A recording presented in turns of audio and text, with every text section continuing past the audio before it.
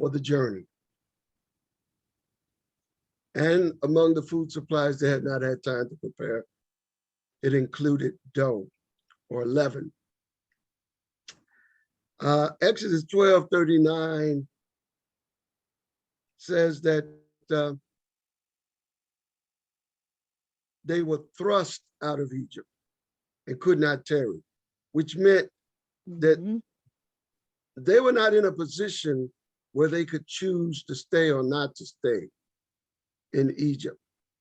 They were thrust out and could not tarry any longer in Egypt. And so therefore they were not able or were not ready or prepared for departure with the food supplies. Normally, one would assume people would prepare to take with them. And this week of unleavened bread is important for us because I believe this week of unleavened bread is preparing us for the time of escape from America, where likewise, you will not be able to tarry here. Hallelujah. You will not have a choice. Praise you. That I will stay. Furthermore, you will be thrust out of America. As much as you may have prepared a plan on what to do in terms of leaving America, all those plans will not be effective. I had a conversation with a dear friend of mine out of New Mexico this week. Bless his heart, he's very excited about prophetic fulfillments. But he got caught up with, well, we need to do this, we need to do that, we need to get laptops and we need to get all these provisions ready, prepared to go. And I just told him to chill. Just chill. Because the reality of the matter is, when you're talking about moving hundreds of thousands of people, the planning for them to leave, particularly among our people, in such a quick moment's notice, without the help of the Most High himself, is impossible. Even for our people as they left Egypt was impossible. I am persuaded to believe it's even more impossible for us to leave here without the helping hand of Yahweh. So this is an event that they were not adequately prepared for. The week of unleavened bread exposes how our ancestors' exodus from Egypt was so sudden. They had not time to prepare for food supplies for the journey. And so they ate unleavened bread during the exodus from Egypt. Now, saints, this week of unleavened bread, does anybody really like unleavened bread? Is it very tasty? Is it more delicious than regular bread? Speaking for myself, I would say no. It feels rather draconian. It feels rather extreme. And bless our dear extended families who look at us like we're crazy, that we're eating bread like Jews, as they say. And we're not eating that cornbread and that hot water cornbread this week. We're not eating pizza this week. We're not eating donuts and all of that has rising in it that many of us like to eat. And I must confess, my stomach knows the difference, because when I'm eating only unleavened bread, my stomach goes down. I don't know about you, but I may lose a size or two every feast week of unleavened bread around my waist, which is a good thing. Yes. That's a good thing. Praise Abba Yah, he know what we need. Yes, he does. But I must confess, I do not relish so much the taste of unleavened bread. And my dear sweetheart wife, Emma Deborah, made a wonderful pot of matzo ball soup. I think Vita Asia made a We did. pot of matzo ball soup last Vita year. did And too. well, there was some really strange things going on Mhm. with that matzo ball soup from last year. I didn't see none of that this week, but No. I didn't see it either. this, yes, but I will tell you, matzo ball soup is okay, but it's Mhm. certainly not my favorite soup. True. Mm. All right. Mhm. And, you know, but it was okay. And I Mhm. appreciated the effort. But Jeremiah chapter 16, verse 14 through 15, it speaks of a more intense exodus from this captivity in the land of the north, which is North America. I'll read this for you. It's in Jeremiah chapter 16, verse 14 through 15. Therefore, behold, the days come, saith Yahweh, that it shall no more be said, Yahweh liveth, that brought up the children of Israel out of the land of Egypt. But Yahweh liveth, that brought up the children of Israel from the land of the north and from all the lands whither he had driven them. And I will bring them again into their land that I gave unto their fathers. So these verses in Isaiah 16, verses 14 through 15, they remind us that our exodus from the land of the north, which is a reference to North America, Mhm. that it is an exodus that will be much more intense than the exodus that came out of the land of Egypt that we commemorate this week. With that said, can you imagine the millions of us here in America that far outnumber the millions of us that came out of Egypt? And yes, my son is on with me today. He can verify and testify. He and I looked at our DNA through My True Ancestry that Benea have recommended we look into for updates. And we actually saw our ancient ancestral haplogroup 2 Israelites from ancient Egypt. We actually are connected, and we're just Hallelujah. one of many of our people that are able to do this now. So we're not speaking hypothetically, and we're not speaking in terms of fantasy. In the reality of the matter, we are actually those people that came out of ancient Egypt genetically. Our genetic history has it intact. Yahweh has allowed us to see it. We are now able to verify what we already believe by faith biblically in the Torah that we were out of Egypt.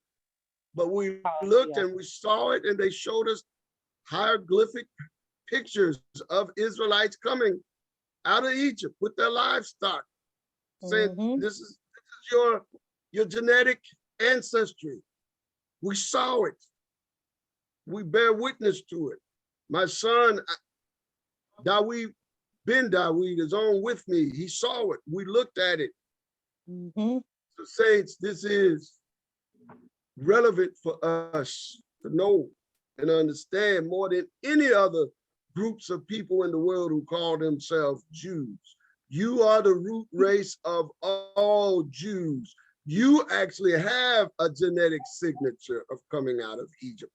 Those people that support the state of Israel, for the vast majority of them, have no genetic ancestry to ancient Egypt's exodus, but you do.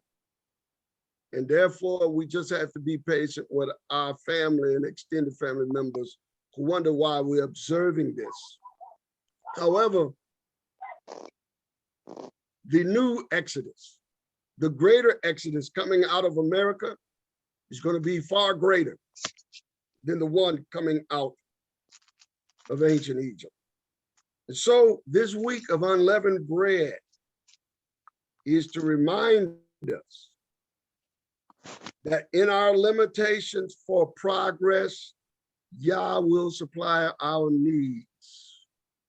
See, our people were limited with what they supposed they needed to move a massive number of people, even to the point that they did not have all of the victuals or food supply they assumed they needed. And when it says the exodus from the land of the north will be even greater than that one, that's because the challenge is even greater because there's more of us. And the complexity of us even doing limited things together is so difficult, not alone to do such a massive undertaking as an exodus of one people coming out of America will be. Yet, hallelujah, this week of unleavened bread, Yah tells us to continue to observe it and eat unleavened bread for a week.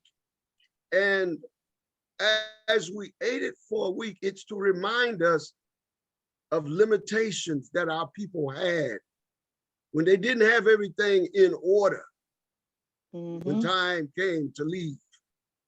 Our brother Benaiah, he might be able to come on tonight, or I don't know, but he said he's going to try. He may not be able to make it, but he told us last week, you know, he wrestles with that question. He told us last week that he said, what, should we get our passports? That's a saying that a lot of people always say, get your passport. Well, I got my passport. That, you know, I got, make sure all of my family got their passports. But, you know, think about this. When you have to leave suddenly, will passports really be that important? I mean, I'm not telling you not to get your passports. I got them, and I got all of my family got their passports. My daughter-in-law, who's on now, she's studying to be an airline pilot, and she might be able to fly some of us out of here. But we don't need a passport, so I'm waiting on that for my daughter-in-law Giovanna to reach that pinnacle. And I remember when we first moved here in the Chicago area, and we moved into a place across the street from a little airport. My son, Ben Dawid, saw those airplanes. He was only 10. And he said, what, Daddy, we flying to Israel in one of these small little planes? You know, look like one of them crop duster size planes. Well, what I'm saying is, saints, unleavened bread reminds us that whether we got enough money in the bank account to buy a ticket to go to Israel, whether we got a passport, whatever it is we don't have, this week of unleavened bread is to remind us that Yah will supply our needs. According to Philippians chapter 3, verse 19, and you all are familiar with it, where it says, but my Elohim shall supply all your need according to his riches and glory by Messiah Yeshua. Hallelujah. You know, when I looked at that verse, all those years of reading and hearing that verse recited by so many people who say it, but they don't really believe it because they get scared and worried when they come up short, me included sometimes. So I came to see Feast of Unleavened Bread is to remind us that Yah will supply our needs and our limitations where we forgot the dough, the leaven, where we didn't have all things in order for such a massive journey in the Exodus. But according to this, Yah supplied their glory. He supplied their riches in glory by Messiah Yeshua. Because see, when they were leaving Egypt, there was a cloud of glory that led them through that desert. And the Most High declared that there's a messenger in that cloud. And that messenger he said, has my name in him. And right there, we knew that the messenger in that cloud that led them as a cloud by day and as a fire by night through the wilderness as they were going to the promised land, that messenger had the name of Yah in him. And we know some people translate it as the angel of Yahweh. But see, angels, none of them have the name of Yah in their names. Mikael means who is like Elohim. Gabriel is the power of Elohim. These are two of the angels that are named in the scriptures. None of them have the name Yah in their name. And therefore, we know the real translation that this is not the angel of Yah, but that word melach can also mean messenger of Yah, which is a reference to the one our ancestors called the word of Yah. And in Aramaic, they called him the Memra. It was the one to whom one writer later declared in the scriptures, he said, in the beginning was that word, that messenger. And that word and that messenger was with Yahweh. And that messenger and that word is Yahweh. Why? Because Moshe said the name of Yahweh is in him. And his name means Yahweh saves, so that they were limited when they were at the Red Sea. As they were awaiting, crossing over in their journey to the promised land. And as they were waiting, Pharaoh's army came back against them to retake them back into slavery. And then they looked at the Red Sea and they saw there was no place they could go to escape it. But hallelujah, Yah supplied their needs according to his riches in glory through the one who is the word of Yah. And Moshe said to the people, stand still and behold the salvation of Yahweh. Which in Hebrew, Moshe actually said, stand still and behold Yahshua.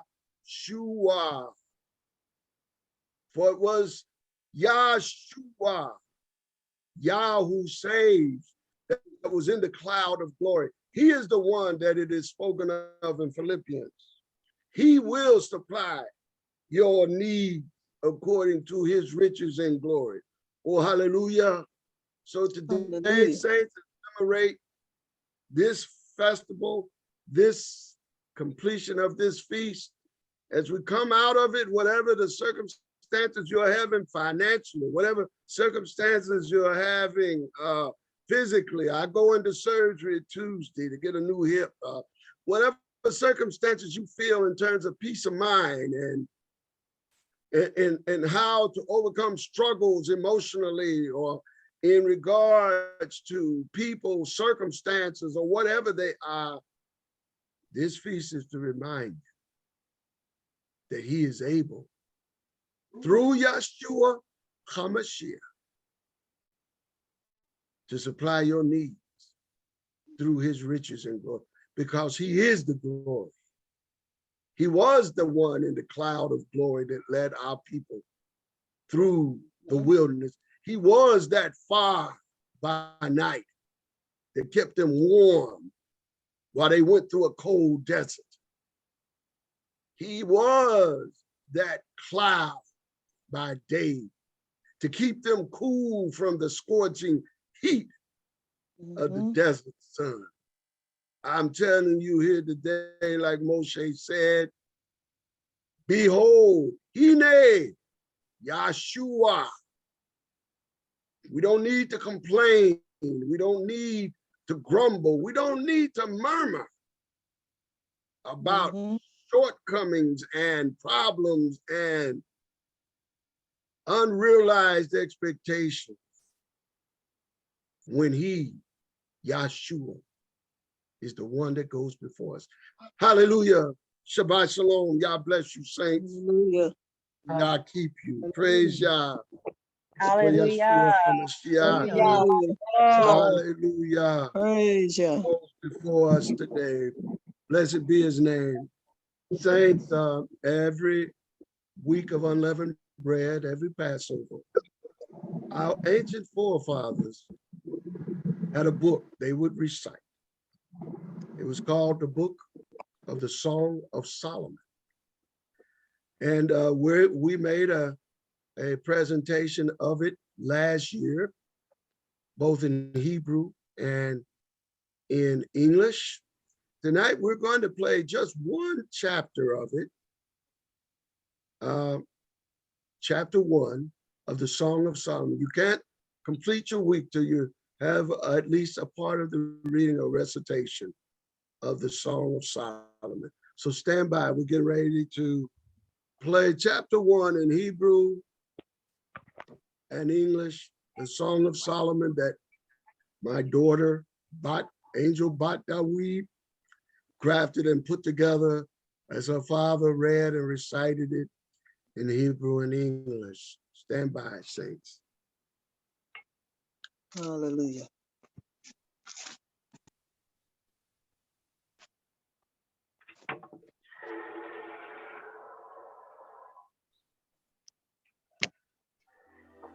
The Song of Songs, which is Shlomo's.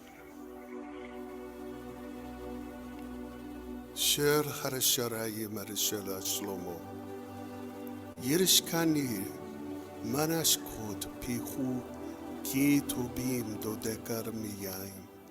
La Real Sharameneka Tobim Shamen Turak Sharameka El Kul Alamot Achabuka Marishkani Akreka Narosa Kharabiani Hamelik Khadaral Nigalar Warnismacha Bek Niskera Dodek Mayim Pariar Sharayim Achabuka Sahora Ani Wanawa Banot Yerushalayim Ka'achale Kedar Keriot Shlomo Elitiriani Sharani Shahora Charet Shesh Shafatani Harishamesh Bani Imi Naharubi Shamani Notera Archara Baramim Kerami Shali Lo Natarati Haragadali Sharacharaba Napasi Akara Terye Akara Terabits Bar Sacharayim Shalamal Akye Kar Oteyar Al Dore Harabaraka Imlod Tedahika Lek Hariafar Banashin Sailek Barikat Be Haris Sochain Wurai Argaditayak El Shirakanot Hariim Larasusate Baraka Beveroa Daramitayak Rariathi Narwu Larhariak Baratorayim Soa Harek Barharozim Tore Zecha Narazelek Im Narakadut Harakasev Elisha Haramalek Baramasabor Neredinata Rehu Sarur Harmur Dudi Liben Shade Yelay Lin Araskil Harakafar Dudi Lita Barakarami and Gadi Chanek Yafa Raiti Chanek Yafa Anayek Yonin Chanekar Yafe Dodiav Naim Av Roshenu Rarana Korot Baratenu. Let him kiss me with the kisses of his mouth, for your loves are better than wine, for your ointments have a lovely fragrance. Your name is as ointment poured out, therefore the virgins love you. Draw me, and we will run after you. The king has brought me into his chambers. He will be glad and rejoice in you. We will remember your loves more than wine. The upright love you. I am black and beautiful, O daughters of Yerushalayim, like the tents of Kedar, like the curtains of Shlomo. Do not look at me that I am black, that the sun has looked on me. My mother's sons were angry with me. They made me the keeper of the vineyards, but my own vineyard have I not kept. Tell me, you whom I so loves, where do you feed? Where do you lie down at noon? For why should I be as one who is veiled beside the flocks of your companions? If you yourself do not know, most beautiful among women, go in the footsteps of the flock and feed your kids beside the tents of the shepherds. Oh, my love, I have compared you to my mares in Pharaoh's chariots. Your cheeks are lovely with ornaments, your neck with chains of gold. We will make you ornaments of gold with studs of silver. While the king is in his circle, my spank yard gives its fragrance. A bundle of myrrh is my beloved to me. He shall lodge between my breast. My beloved is to me like a cluster of henna in the vineyards of En-Gedi. Behold, you are beautiful, my love. Behold, you are beautiful. Your eyes are as doves. Behold, you are beautiful, my beloved. Yea, pleasant. Also our couch is green. The beams of our house are cedars. Our rafters are of fir. Hallelujah. Chapter 1 of the Song of Solomon, which is the commemoration of Yah's wedding marriage with his people Israel, who are black and beautiful. Hallelujah. And now, Hallelujah. praise Yahweh. Elohim. We come to the conclusion of this service. The actual completion of the week of unleavened bread is tomorrow night, Saturday evening. You can go back to eating bread with yeast and leaven. Until then, we still remain on the Feast of Unleavened Bread until tomorrow evening. And also, we want to announce that it is now confirmed, saints. This week has started what we now will continue to do every week, a Friday night Shabbat instead of a Saturday afternoon Shabbat service. Next week, at a later time than tonight, at 8:30 Eastern, 7:30 Central, and those on the West Coast, 5:30 Pacific, we will begin a Friday night Shabbat service. And we're transitioning from a Saturday afternoon Shabbat service to a Friday night Shabbat service. Having talked with some of you and gotten your feedback and the okay, I believe this is going to work well for us. And so from this point on, every Shabbat that we meet starting next week will be on Friday nights from starting at 8:30 Eastern time, 7:30 Central time, and 5:30 p.m. Pacific time. And we praise Yah and look forward to you enjoying your Shabbat for what remains of it, and that you will be able to get some rest, eat good food, enjoy time with your family tonight. And now we're going to close out with the lowering of the Ark of the Covenant, recitation in Numbers 10:36. 10, verse 36. Shubach Yahweh, Rababot Elofei Yisrael. Shubach Yahweh, Rababot Elofei Yisrael. Shubat Yahweh, Rababot Elofei Yisrael. Return, O Yahweh, to the multitude of the thousands of Israel. Hallelujah. And now the recitation of the Levitical blessing found in Numbers chapter 6, verse 24 through 26. Yibaraka Yahweh, wa yishmaraka. Ya'er Yahweh, panau elecha, wichunaka. Yasa Yahweh, panau elecha. Wa yasam leka shalom. May Yahweh bless you and keep you. And may the face of Yahweh shine upon you and be gracious to you. And may the face of Yahweh turn to you and be gracious to you. And Yahweh said, and you shall put my name upon the children of Israel, and I will bless them. Almighty Yahweh Elohim, Yahweh Sabaoth, bless your people Israel, henceforth, now and forever. Bless all of their needs according to your riches and glory.